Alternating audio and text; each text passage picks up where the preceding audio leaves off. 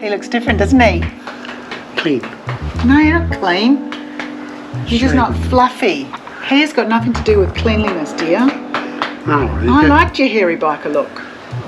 You'll just have to wait. Till the next adventure.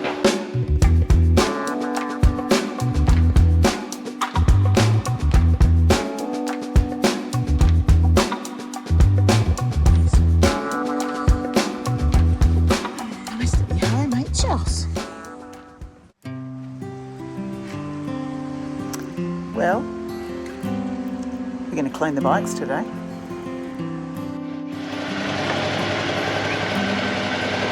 Ellie is purring like a kitten, dear. I missed that sound.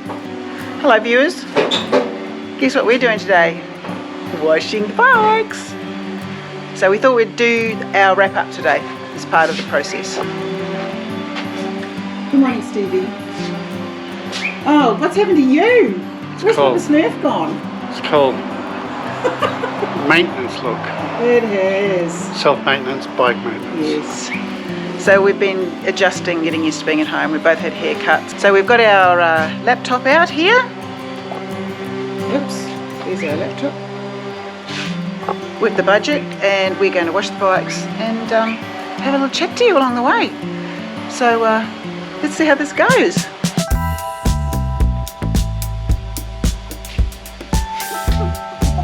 Very mixed feelings, people. What you doing, Stevie?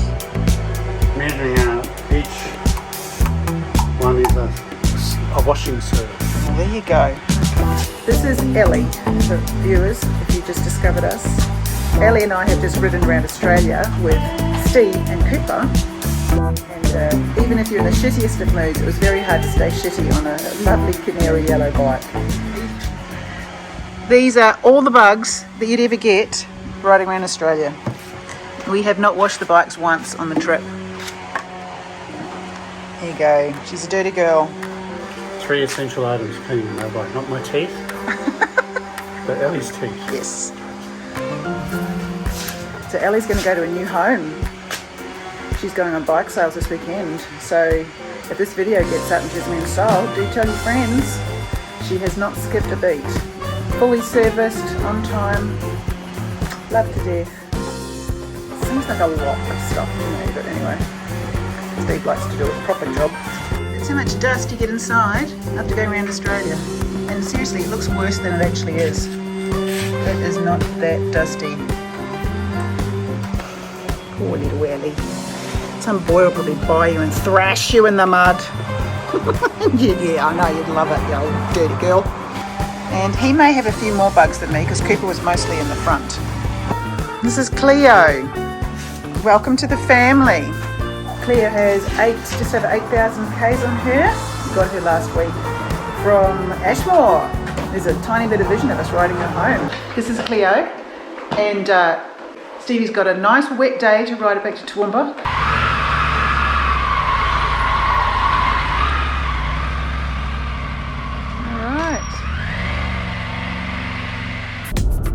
People, there's Stevie on Cleo. We had a little bit of a wet departure from Ashmore, but it's cleared up, so we're going to stop at the BP at Playland, and then I'm going to hop off for my first ride on Cleo.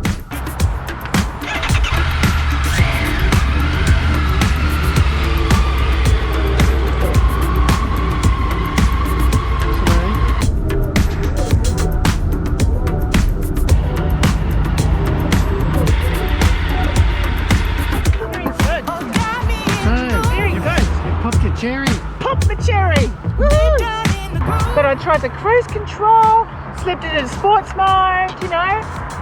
So you reckon you could be a Tiger 900 rider? Yes, definitely. Wow. I like the high seat except when it stops. So we have to go and get you a bike. Yes, you do. Go and find Tony. Yes. Tony the Tiger's got my name on him down in Victoria. All right. Well, we better go. Get Cleo home and find Tony. So they are officially Anthony and Cleopatra when they're in trouble, but when they're in the good books, it's Cleo and Tony the Tiger. He's coming next week. There you go. Cross spokes, annoying to clean, folks. It's official. Oh no, here we go. slowly but surely they're shining up. What are you saying, Stevie? I'm saying cleaning them out feels like wooing a woman. Is it? Is Ellie getting a woo from Stevie? She is. You have to pay attention to the little nuances. She's loving it, darling. Oh, there's a little bit in there, dear. See in there? There, right in there. There you go. Oh, yeah, it's that scratch.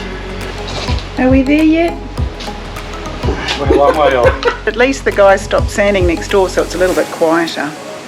Should we tell the viewers how much all this cost? Righto. Let's break out the laptop. If you're going to go on an adventure like this, you need to think ahead. Don't they, dear? Piss poor planning leads to poor performance. So Steve planned the shit out of this trip. We've made a video on the preparation, which is in Big Lap Take 1. Best thing, just go to the channel, click on the playlist, and there they are. So yeah, Steve organised the bikes, brand new bikes. We used to ride Tiger 1050 adventure sport touring bikes, and we decided to go with something that was going to be a little easier to maintain and slightly smaller for me, and it was the right choice, I think. I do believe. So it's interesting that as we have now got several thousand kilometres under our belt, that we're going back to that bike. And looking at Cleo next to Ellie, Cleo's a whopper. She looks big, but I rode her the other day and she feels as light as a feather. So it's a psychological conundrum, bike riding. That's one thing I take away from it. You've not got to let your head get in the way of other things, or you're not going to have a good time. Are they, dear? No. Right. So we've made a little list of things to talk about, and the first thing we are going to talk about is accommodation. I think the key thing is tent versus motel, and that's going to be driven by your budget. The thing I like about motels was you knew it was going to be there, ready at the end of the day, with a hot shower and a clean bed and a roof over your head, and no matter what the weather. The tent, the big bonus, it's economical. But we worked out that it's probably, what, 1/3 of the cost of a motel. So you do the maths, you know. But you're going to carry a lot more gear. You're going to potentially have kitchen. You're going to have bedding. You're going to have your tent. So that's a lot more weight on your bike. So I think weight's everything on a bike, and we're learning to have less of it. 13.3 kilos. That's a lot of kilos that we don't need. Yeah, it's half. Guess what? We must be slow learners. Well said, Stevie. So, here are some numbers. Are you sitting down, folks? The total cost for accommodation for 97 days on the road was $17,333. Did you say 17,000? I said 17,000. Now, I should check the maths to make sure, but that's what it cost. Western. No, that'd be make right. Accommodation is the big. Accommodation is the biggest expense. The biggest budget item. Yeah. So even when you're staying in a tent, you still have to pay. So you do save a shipload. Yeah, roughly 1/3. If you take a tent. But we took a tent for the Big Lap 2 and didn't use it once. Did we, dear? Steve was recovering from surgery, so we needed a comfy bed. And we're not spring chickens, are we, dear? So no, so the thing about tenting is eventually fatigue will catch up. yeah, you just get tired. Or it's too cold or so too then hot. you've got the tension between rider resilience Yeah. and fatigue catching up you, and it's a bit of a chasing. It is. So the average night for accommodation, folks, for a round Australia trip was, for two people, $178 per night. 180 bucks. So we budgeted $150 a night because that was what we were able to stick to on our first couple of times out. So we were almost $30 a day over budget just in accommodation. So that was a bit ouchy. We had a couple of questions from viewers wanting to know how far in advance to plan. We booked the entire trip from Mount Isa to Broome. We had to do that in New Zealand. We were in New Zealand early this year, and we were just getting a bit excited about our next trip. And I was absolutely horrified that everything was already almost full.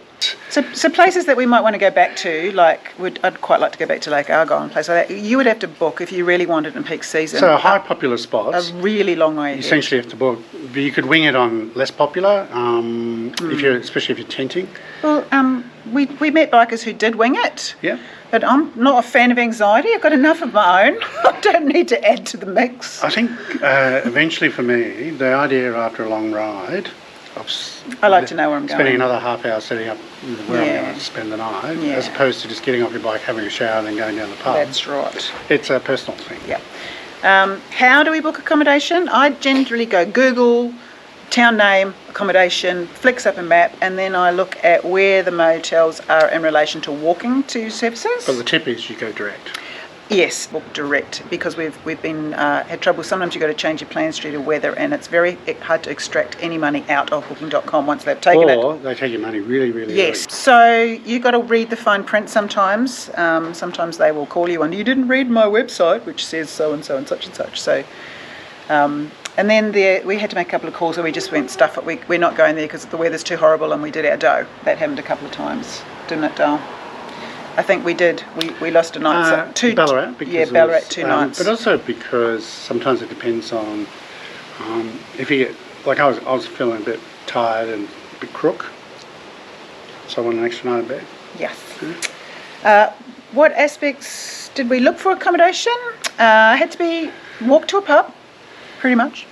Had to be within our budget. And in the cheap motels, I would not be put off by the cheap motel, because the cheaper they were, I would say there's a direct correlation between cheapness and cleanliness. They really took pride in a clean motel, and we had comfy beds. The other thing was close to be able to pick up supplies, but also maintenance. Yeah. So, for example, Mount Isa, we booked the same motel because there was a 5-minute walk to drop the bikes off at for a service. So near the motorbike shops are usually another criteria. Yeah, otherwise you're up for taxis.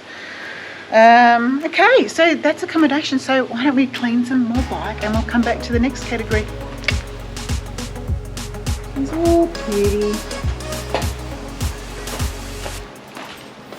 She's ready for her new owner. We're back. There you are. Okay, confession time. We're not adjusting to being at home terribly well. No. In fact, we're feeling fairly feral. We're going to try and use that as motivation to get back out on the road. Anyway, got the spreadsheet here. We've done accommodation. The next category is fuel. Fun fact. What? I took 2 fuel bladders and I never used them. I know. Those foxes. And I did say to Steve on the odd occasion, want to fill up a fox? No, I don't. I think what was my resistance to it? Because I had them zip tied. He didn't want to undo the zip ties. That's it.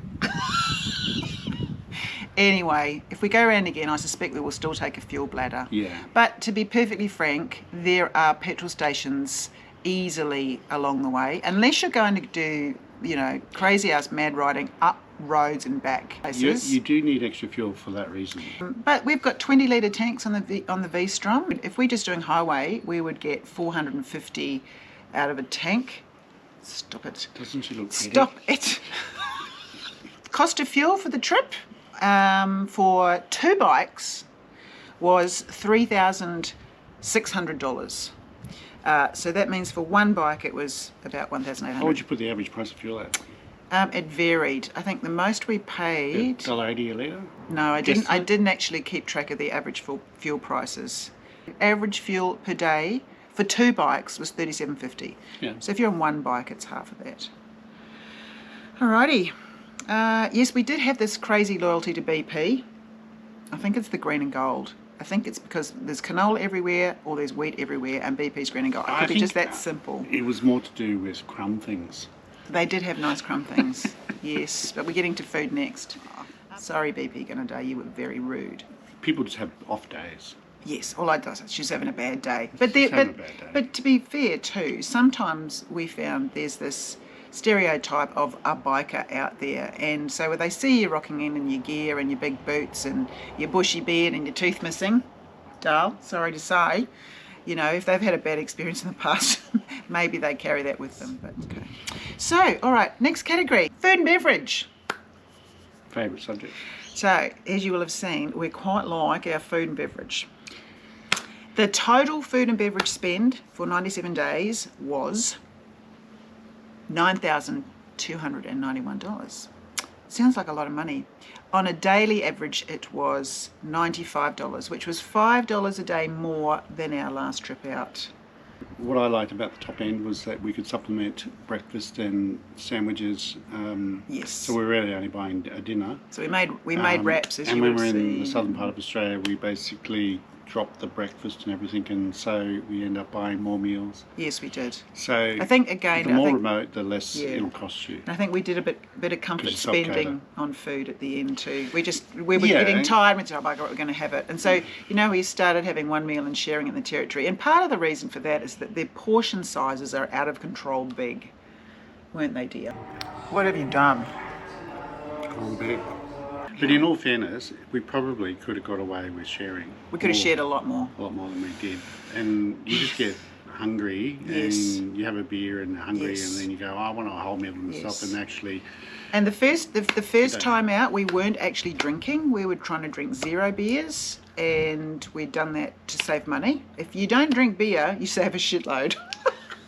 And we needed our beers, and it became our sort of thing, didn't it, at the end of the day? Cold beer made it all worthwhile. I think we went from 0 to beer after the cancer thing. Yeah, we did. We went, stuff it, life's too short.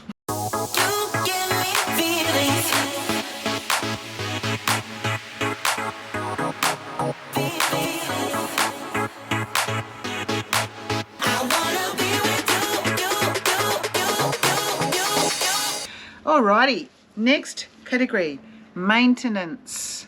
If you're going to ride your bike around Australia, you need to factor in at least 2 services. So the V-Stroms need servicing every 6,000 kilometres. Some bikes 10,000. Some bikes 10,000. The new Triumphs only need it every 10,000, and there aren't as many Triumph dealerships around as Suzuki dealership. We were slightly over budget for maintenance. We'd budgeted $38 a day, and it cost us $45 a day in bike maintenance. So that was for 2 bikes. We got them serviced twice, and we bought a set of tyres each, except Stevie. So I ordered our Pirelli Scorpion STRs before we left for Geraldton, months in advance, and paid for 1 set of tyres. We got a call from them 3 days before saying we couldn't get your tyres in, so we were royally disappointed. And just because Ellie got parked first, she got her tyres on, and then Steve... Not their fault necessarily. No, Steve ended up with bridges. We only overrun the budget because of the tyres. The tyre issue and having to buy an extra set that we normally wouldn't have had to buy. No. Do some pre-logistics about trying to have them located ready for you when you arrive, and where you're going to get them changed over, work out your mileage, how much you get out have of a rough idea. Your preferred tyre. Yes. Well, we originally wanted to get the bike serviced in Darwin, and we just couldn't get booked in. There was like a 6-week waiting list to get booked in. Yeah, there's like on average anywhere between 3 to 6 weeks. That's right. Between when you can get in. That's right. The next category, we have a little miscellaneous category. So miscellaneous things like ferry tickets, tolls, gifts, postage back home and so forth. So we budgeted $20 a day for miscellaneous, and we spent $20.22. So we're right on the money. So it's about $20 a day for additional things. And yeah, we didn't, I mean, you're on a bike, you're not buying souvenirs and things like that. But we also, when we were riding around, our aim was to just stay on the road and ride our bikes. Riding our bikes was our fun. That's the version of tourism. Yeah. Rather than going to sort of see places, you see places riding bikes. So it's a bit of tension there. So the touristy things we didn't tend to do. Did we? No, but we bought gifts. So Port Headland earrings. So let's go and give you the total amount then. So if we put accommodation, fuel, food and beverage, maintenance and miscellaneous together, we get a total of $36,500-ish. So that's what it cost for 97 days, which was an average of $376 a day. So that's a good, comfortable ride around Australia. The other thing to remember too is it costs you money just to stay home. So we did a little estimate of what it's cost us per day in food since we got home. We've been home about a month, haven't we? Yes, not quite a month. So it cost us $50 a day at home. So it's about $45 a day extra on the road. And we had a house sitter, so thank you, Trent. We really appreciated everything you did to keep the home safe for our return. So some other additional costs can be like if you've got pets. Who's Oh gonna yeah, look after your pets? Charlie was an expense. Hello, baby. G'day. We're back. Look at you in your crate. But he was so happy.